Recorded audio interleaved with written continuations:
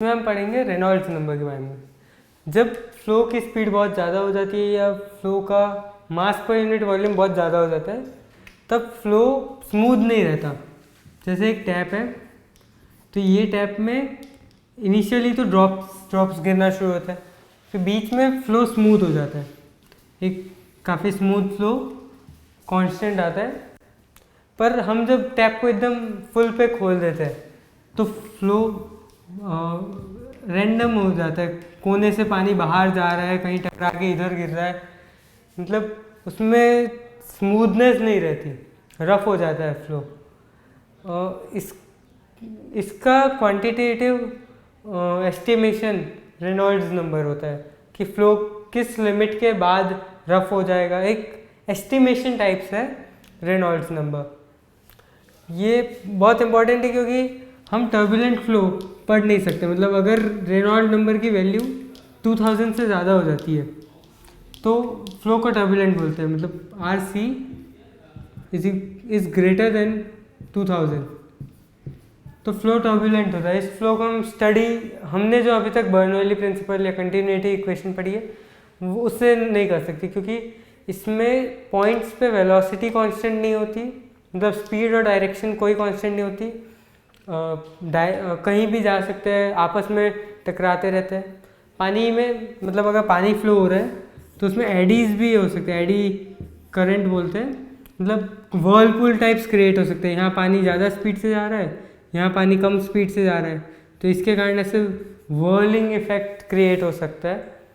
ऐसे एबनॉर्मलिटीज़ आती है, उसके कारण हम आर सी ग्रेटर देन 2000 को स्टडी नहीं कर सकते। आर सी की वैल्यू अगर लेस देन 1000 होती है तो हमने जो भी पढ़ा है वो हम अप्लाई कर सकते हैं, बर्नौली प्रिंसिपल अप्लाई कर सकते हैं, कंटिन्यूटी इक्वेशन लगा सकते हैं। आर सी जब इन दोनों के बीच में होगा रेनॉल्ड्स नंबर तो सिचुएशन पे डिपेंड करता है, फ्लूइड की विस्कोसिटी एंड टेम्परेचर पे डिपेंड करता है कि फ्लो टर्बुलेंट होगा, स्मूथ होगा या बीच में होगा। तो आर सी का पहले फॉर्मूला देखते हैं।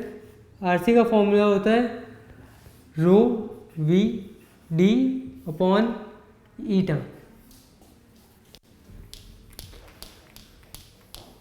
इसमें रो फ्लूइड की डेंसिटी है, वी उसकी फ्री फ्लो वेलोसिटी है, मतलब अगर ये एक ट्यूब है तो यहाँ पे ट्यूब की वॉल्स के पास तो वेलोसिटी ज़ीरो होती है, तो पर बीच में जो वेलोसिटी वी होती है, जो हमें एक्चुअली रिक्वायर्ड वेलोसिटी होती है, वो होती है ईटा वेलोसिटी। ईटा होती है फ्लूइड की विस्कोसिटी। और आरसी टेम्परेचर पे भी डिपेंड करता है, मतलब टेम्परेचर की इंक्रीज के साथ ईटा, मतलब अगर टेम्परेचर इंक्रीज करेगा तो इसमें दो केस हो जाते हैं। एक तो इसमें सॉलिड्स और लिक्विड, फ्लूइड्स में लिक्विड एंड गैसेस, ये दो केसेस अलग हो जाते हैं। अब लिक्विड में क्या होगा, टेम्परेचर इंक्रीज करने के साथ, जैसे आपने लिक्विड एक वेसल में भरा, ये एक वेसल है, यहाँ तक लिक्विड भरा है। अब लिक्विड पूरे वेसल का वॉल्यूम ऑक्यूपाई करे ऐसा ज़रूरी नहीं है, अगर आधे तक में उसका वॉल्यूम आ जाता है तो आधे ही वॉल्यूम ऑक्यूपाई करेगा। और अगर ये गैस है तो गैस पूरा वॉल्यूम ऑक्यूपाई करेगा, दो उसकी डेंसिटी बहुत कम हो जाएगी लेकिन वॉल्यूम पूरा ऑक्यूपाई करेगा, हर जगह उसके पार्टिकल्स होंगे। तो अब लिक्विड को अगर हम हीट करेंगे, टेम्परेचर बढ़ाएंगे, तो हमने थर्मल प्रॉपर्टीज़ ऑफ मैटर में पढ़ा है कि लिक्विड या कोई सॉलिड एक्सपेंड करता है हीट करने पे। तो अगर एक्सपेंड करेगा तो इसका वॉल्यूम हल्का सा इंक्रीज़ हो गया, वॉल्यूम इंक्रीज़ हो गया तो ज़्यादा एरिया है अब पार्टिकल्स को मूव करने के लिए। लिक्विड में भी तो पार्टिकल रैंडमली मूव करते हैं, अब ये पार्टिकल रैंडमली मूव करने के लिए एक तो ज़्यादा वॉल्यूम मिल गया इनको, एंड इनके बीच में जो आपस में इंट्रैक्शन था, इनकी स्पीड बढ़ गई क्योंकि टेम्परेचर इंक्रीज हुआ, तो इनकी जो स्पीड है वो रैंडम मोशन की स्पीड बढ़ गई। अब रैंडम मोशन की स्पीड बढ़ गई तो आपस में जो इंट्रैक्शन है वो कम हो गया, इसके कारण विस्कोसिटी डिक्रीज करेगी लिक्विड के केस में।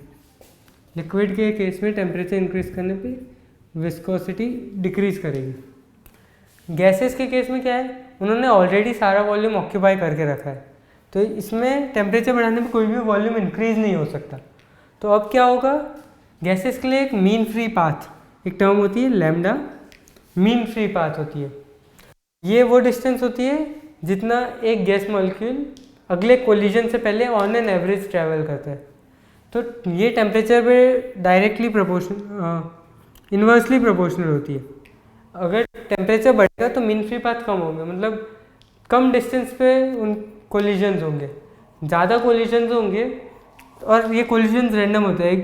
एक तो पहले ही ये पार्टिकल्स रैंडमली मूव कर रहे थे और कोई रैंडम पार्टिकल से मूव करने के कारण उनकी फ्लो पे, अगर ये किस साइड फ्लो कर रहे हैं, यहाँ ओपन है, इस तरफ फ्लो कर रहे हैं, तो इन रैंडम कोलिजन्स के कारण इनका फ्लो स्लो हो जाता है। तो मतलब हम बोल सकते हैं इनका ईटा इंक्रीज करेगा। तो टेम्परेचर पे ये दो वे में डिपेंड करता है, मतलब गैसेस और लिक्विड में अलग अलग किए हैं। टेम्परेचर के साथ अगर गैस है तो ईटा इंक्रीज करेगा, अगर लिक्विड है तो ईटा डिक्रीज करेगा। या आप उसमें भी देख सकते हो, आप अगर गर्म पानी को बॉईल करोगे एंड उसके बाद स्टर करोगे तो पानी बहुत इजीली स्टर हो जाएगा, रेजिस्टेंस कम होगा। और अगर ठंडा पानी आप स्टर करने की ट्राई करो तो रिलेटिवली बहुत ज़्यादा फर्क नहीं पड़ेगा, पर रिलेटिवली ज़्यादा मेहनत करनी पड़ेगी। रेनॉल्ड्स नंबर के मतलब इफ़ेक्ट क्या होगा टर्बुलेंस का। जैसे स्टार्स ट्विंकल क्यों करते हैं, स्टार्स हमने एक तो पढ़ा था कि ये अगर एटमॉस्फेयर है, ये लैंड है, मतलब ये एटमॉस्फेयर की टॉप मोस्ट लेयर, ये लैंड, बीच में बहुत सारे लेयर्स है, तो ये इनकी डेंसिटी अलग अलग है। तो एक तो स्टार्स से जो लाइट आती है वो बेंड हो जाती है, बेंड हो सकती है, बाहर बेंड हो सकती है, अंदर बेंड हो सकती है, वो डेंसिटी इस पर डिपेंड करती है। मतलब एक्चुअली एक पर्टिकुलर साइड बेंड करेगी, क्योंकि तो वो ऑप्टिकली रेयर मीडियम से रही है, तो ऑप्टिकली डेंसर मीडियम में जाने पे अंदर की तरफ बेंड करेगी। तो एक तो ये रीज़न है, एक टर्बुलेंस है, एक मतलब रैंडमली अगर पार्टिकल्स मूव कर रहे हैं, अगर बीच के पार्टिकल्स कहीं भी रैंडमली हाई स्पीड में मूव कर रहे हैं तो उनके कारण डेंसिटी रैंडमली चेंज हो सकती है। अब अगर ऐसा फिक्स होता कि ये लेयर की डेंसिटी D1 है, ये नीचे वाली लेयर की D2 है, ये लेयर की D3 है और ये लाइट आ रही है, तो ये कांस्टेंट पाथ ट्रेवल नहीं करती। अगर सब कुछ फिक्स्ड है तो ये कांस्टेंट पाथ ट्रेवल करती।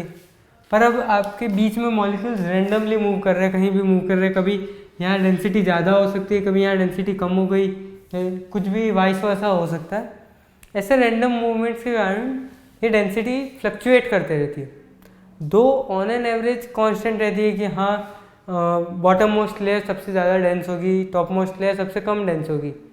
पर अगर यहाँ पे थोड़ी सी भी डेंसिटी चेंज होती है तो उसका पाथ यहाँ पे अगर चेंज हो गया तो किलोमीटर्स पे 100 किलोमीटर अगर ट्रेवल करेगी तो थोड़ा सा चेंज, थोड़ा सा 1 डिग्री का भी एंगल बहुत ज़्यादा डिस्टेंस चेंज कर सकता है।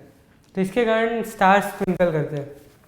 ये टर्बुलेंस कभी कभी बहुत काम की भी होती है, कभी कभी नुकसान कर सकती है। मतलब अगर एक रेस कार है, रेस कार ऐसी डिज़ाइन की जाती है कि उसके आसपास के एयर में कम से कम टर्बुलेंस हो, मतलब रेस कार आगे से पॉइंटेड होगी एंड ज़्यादा से ज़्यादा एरोडायनेमिक बनाने की ट्राई करेंगी ताकि ये कम टर्बुलेंस क्रिएट करे, कम रैंडमनेस क्रिएट करे आसपास। तो ये इजीली पियर्स करके चल जाएगी। अगर ज़्यादा टर्बुलेंस क्रिएट करेगी तो हो सकता है कि रेस कार पलट जाए या स्पीड उसकी अफेक्ट हो सकती है। यहाँ पे टर्बुलेंस नुकसानदायक होता है।